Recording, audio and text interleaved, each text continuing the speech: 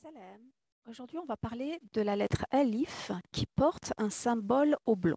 Je vous montre à quoi ça ressemble. Voilà, dans le Coran, vous verrez que parfois, la lettre alif, elle porte ce genre de petit symbole. Alors, ce petit symbole, quand on dit oblong, parce qu'en fait, c'est pas rond, c'est plutôt allongé en fait. Alors que rond, ce serait plutôt comme ça.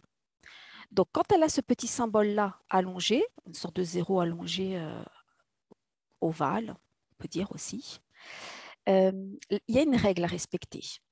Donc la règle, c'est que on ne prononce pas ce elif lorsqu'on continue la récitation. C'est-à-dire que là, vous allez dire lakinnahu wallahu. Donc en continuant la récitation, ce elif, c'est comme s'il disparaissait. Par contre, si vous décidez de vous arrêter là dans votre respiration, dans votre récitation parce que vous êtes à bout de souffle, donc là, vous allez prononcer, donc du coup, vous allez faire une prolongation de deux temps. Vous allez dire lakinna. Voilà. Alors, ce petit symbole-là, vous allez le retrouver dans 7 mots. Il y a 7 mots dans le Coran qui sont sujets à cette règle. Donc ces mots-là, ils sont là.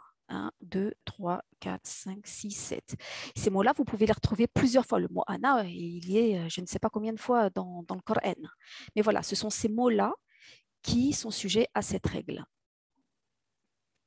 Maintenant, il y a un autre symbole. Le alif qui porte un symbole rond cette fois-ci. Donc ici, si vous regardez bien, la forme du symbole, c'est plutôt rond. Et on n'est plus dans du oblong, dans du ovale, mais on est dans un symbole rond. Et là, la règle, elle est très simple, vous prononcez jamais la lettre. Que ce soit à l'arrêt ou en continuant votre récitation, vous ne la prononcez jamais. Et là, il y a pas une liste de mots, en fait, définie. Donc, en fait, c'est à vous de le voir dans le Coran. Alors, si vous avez un tajwid Coran avec les codes couleurs, généralement, en fait, ces lettres-là, elles sont en gris. Vous les trouverez en gris parce que les lettres qui sont en gris dans le Coran Tajwid, ce sont des lettres qu'on ne lit pas, qui sont muettes. Si vous avez un Coran normal, sans code couleur, donc regardez bien la forme, c'est une forme arrondie et à chaque fois que vous avez cette forme arrondie, vous ne la lisez pas. Par exemple, ici, vous allez dire mi'ata. Vous n'allez pas dire, de toute façon, vous ne pouvez pas prononcer prolongé, mais par exemple ici, là, on pourrait être tenté de dire ouli, mais en fait, non. Celle-ci, en fait, elle disparaît, donc on dit ouli. Ici, on la supprime aussi, on va dire la yayasu. Voilà. Et là, pareil, on la supprime et on va dire wattaqullah. Donc voilà, vous avez plusieurs mots.